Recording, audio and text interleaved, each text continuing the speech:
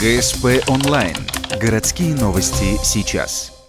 Следственный отдел закончил расследование необычного дела. Статью похищения не возбуждали аж с 90-х. Но трое друзей Шудаяга решили прервать традицию. История началась еще прошлым летом. Некий молодой человек якобы изнасиловал свою знакомую 25 лет.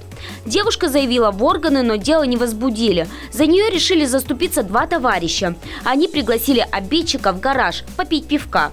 Тот, не подозревая плохого, пришел. Будучи на месте, понял, тематика встречи меняется на ходу. Поместили его в багажное отделение автомобиля, после чего вывезли данного молодого человека в лесной массив, расположенный в 15 километрах на автодороге Ута-Четлас, где избили данного молодого человека, привязали в лесу к дереву, после чего уехали.